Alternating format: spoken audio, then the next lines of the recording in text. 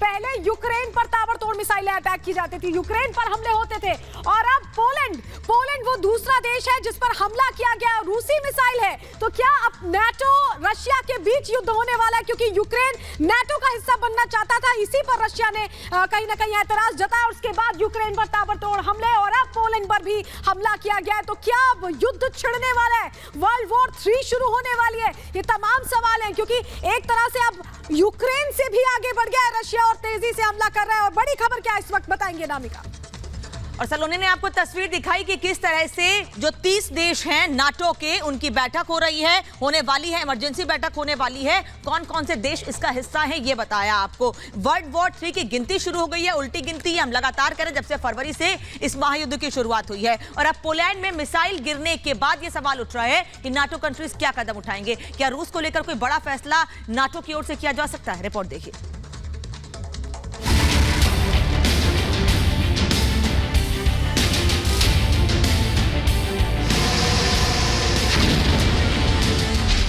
World war 3 की आहट।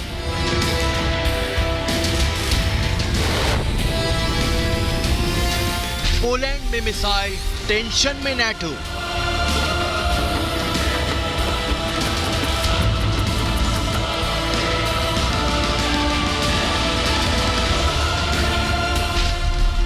क्या यूक्रेन से बाहर निकल गई जंग?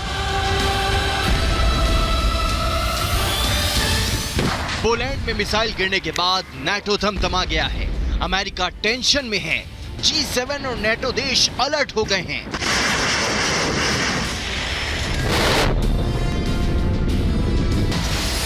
पोलैंड में भी सेना सतर्क है, हर हमले से निपटने की तैयारी की जा रही है। पूरी दुनिया ये सोचकर टेंशन में है कि आगे क्या होगा। पोलैंड में मिसाइल, क्या करेगा नाटो? नाटो देश पोलैंड पर हमले के बाद तीसरे विश्व युद्ध का खतरा मंडराने लगा है। सवाल यह है कि नाटो अब क्या कर सकता है और उसके पास क्या ताकत है।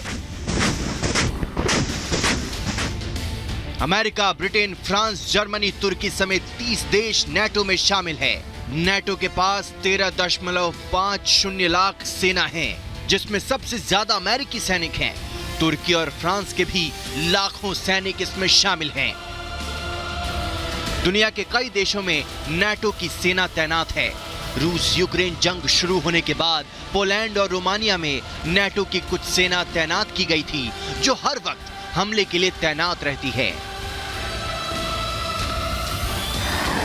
सवाल यह भी है कि पोलैंड और नाटो देश अब क्या कर सकते हैं।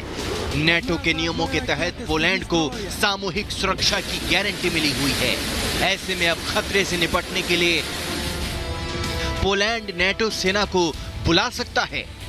पोलैंड सीमा पर नाटो सेना डेरा डाल सकती है, हमला करने वाले देश पर अटैक कर सकते हैं।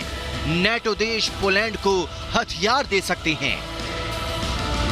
मिसाइल किसने दागी, इसकी जांच की जा रही है, लेकिन रूस पोलैंड में मिसाइल दागने से इनकार कर रहा है। तो सवाल खड़े हो रहे हैं कि आखिर किसने दागी मिसाइल? क्या कोई युद्ध भड़काना चाहता है? क्या जंग यूक्रेन से बाहर निकल गई है? क्या दुनिया विश्व युद्ध की दहलीज पर खड़ी है? यूक्रेन में लंबे समय से जंग चल रही है, लेकिन अभी तक ये यूक्रेन की सीमा में ही सीमित थी। किसी दूसरे देश पर न तो हमला हुआ था और न ही कोई दूसरा देश दोनों देशों पर हमले के लिए खुलकर साथ आया है। लेकिन अब ये जंग यूक्रेन से बाहर निकलती दिख रही है और दुनिया पर विश्व युद्ध का खतरा मंडरा रहा है। Bureau report, Republic Bharat. और जिस नाटो का हम जिक्र कर रहे हैं, जल्दी से आपको बता देते हैं कि वो नाटो है क्या, आखिर नाटो का पूरा नाम क्या है। इसका नाम है नॉर्थ अटलांटिक ट्रीटी ऑर्गेनाइजेशन।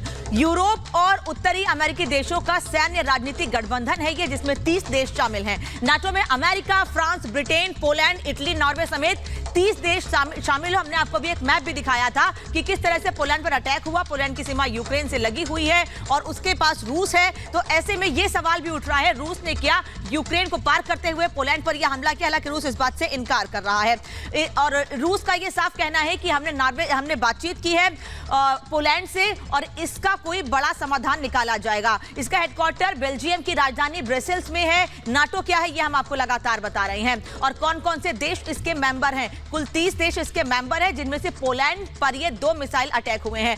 एक और बड़ी खबर क्या है इस वक्त की, जानते हैं सलोनी से।